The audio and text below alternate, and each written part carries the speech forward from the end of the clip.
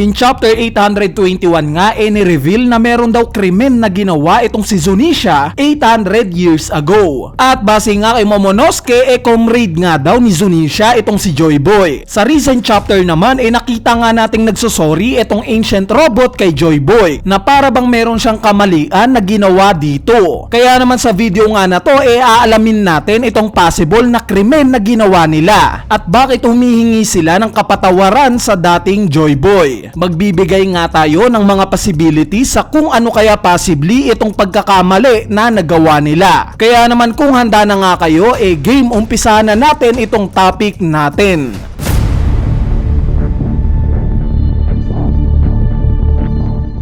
Itong unang possibility nga natin marerelate natin kay Kuma. We all know isa na ngang cyborg ngayon itong si Kuma. Dati nga siyang tao na ginawa ng purely robot. So what if ganito rin yung ancient robot? Tao nga rin ito dati gaya ng isa itong giant na ginawa lang robot. Yung idea nga dito very similar kay Kuma na nawalan ng free will. Na later on na-retrieve niya rin sa hindi malamang dahilan. Since nagawa pa nga niyang mailigtas itong anak niyang si Bonnie laban kay Saturn. Paano kaya kung ganito rin itong ancient robot? Nawalan rin ito ng free will. At ngayon nga na-retrieve niya na. Kumbaga similar kay Kuma na alam nating lahat na mabait. Dahil nga sa ginawa sa kanya ng world government nawala nga yung pag-iisip niya. At unconsciously niyang kinakalaban itong mga kaibigan niya. Paano kung ganito rin ang nangyari sa ancient robot? Nawalan rin siya ng free will. At kinalaban niya itong si Joy Boy 800 years ago. Itong pagsusori nga niya kay Joy Boy bunga ng pagkalaban niya dito during Void Century. Humihingi siya ng kapatawaran kay Joy Boy dahil sa hindi niya alam na kinalaban niya ito noon na nagbunga ng pagkatalo niya.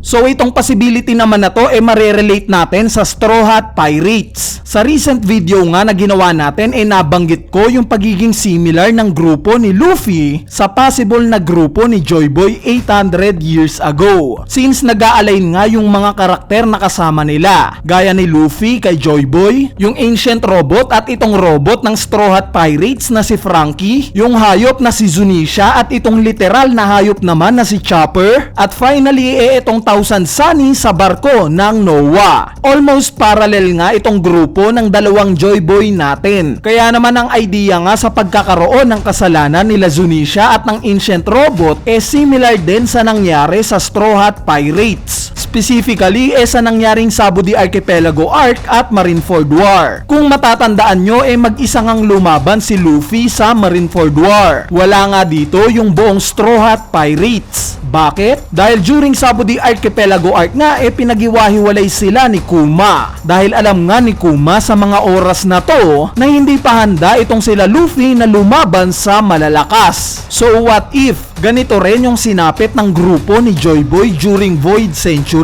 Nung time na lalabanan na nila itong puwersa ng 20 Kingdoms at ng world government pinaghiwa-hiwalay rin sila. At siya lang ang lumaban ng mag-isa sa grupo niya. Itong kapatawaran nga na hinihingi ng ancient robot at ni Zunisha kapatawaran dahil sa hindi nila nasamahan sa huling laban itong kaibigan nila na si Joy Boy. Kung maaalala nyo nga nung time na malaman ng buong Straw Hat Pirates na lumaban pala itong si Luffy sa Marineford War at in fact namatay pa yung kapatid neto na si Ace, grabe nga yung naging impact neto sa kanila. Sobra nga silang na feel bad para kay Luffy dahil wala nga sila sa pinaka-down ng buhay niya. Kaya naman pwede nga ganito rin yung nangyari kay Joy Boy nung time na nilabanan naman niya itong 20 Kingdoms at ang world government. Wala nga rin sa tabi niya itong grupo niya. Itong kapatawaran nga na hinihingi ng dalawa niyang mga kaibigan kapatawaran na hindi sila nakasama sa huling laban niya.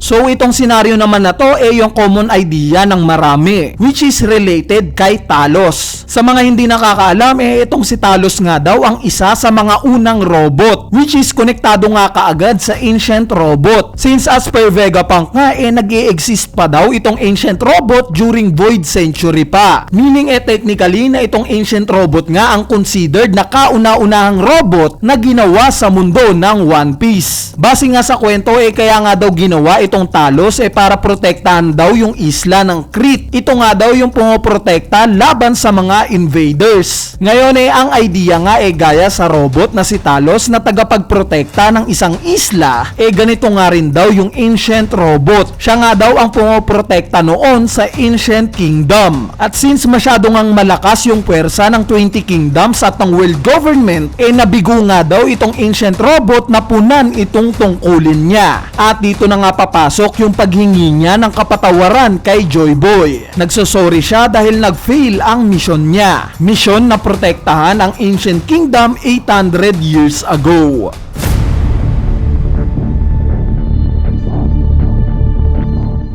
Itong huling senaryo naman natin related sa pagpunta ng ancient robot sa Mary Joa 200 years ago. Marami na nga ang haka-haka patungkol sa pagpunta na to ng ancient robot. Gaya ng gumalaw daw ito para pigilan yung pakikipag-alyansa ng mga fishman sa world government. Since oo nga naman. Dahil as stated nga 200 years ago nangyari yung pakikipag-alyansa ng mga fishman sa world government. Kaya nga included na sila hanggang ngayon sa reverie. Pero what if? Minimisdirect na naman tayo ni Oda. Dahil nga sa obvious na sagot na to, since konti nga lang ang event na alam natin during 200 years ago, talagang ito nga yung una nating may isip. Pero paano kung yung purpose pala talaga ng pagpunta ng ancient robot sa Mary Joa 200 years ago, para kay Joy Boy? Dahil nga sa nakita natin yung malaking straw hat sa chamber ng Mary Joa, iniisip nga ng marami na possible na buhay pa yung katawan ng unang Joy Boy at tinatago lang siya ni Im-sama sa chamber. Kumbaga parang pinipreserve daw ni Im-sama yung katawan ni Joy Boy. At since muli ngang gumana itong ancient robot 200 years ago, ang naging mission na nga neto possibly yung ma-retrieve itong katawan ni Joy Boy sa Mary Joa. At dahil nga sa alam naman nating lahat na hindi nagtagumpay itong ancient robot dahil sa na-shutdown nga siya,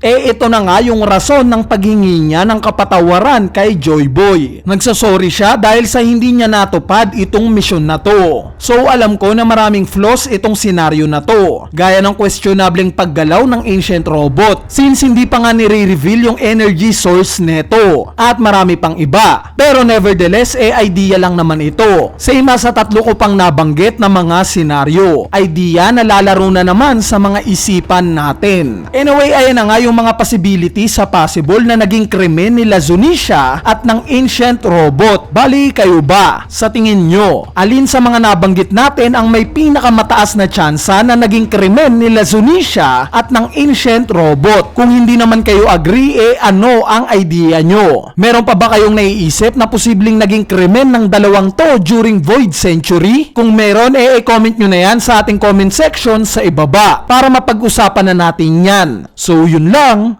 peace!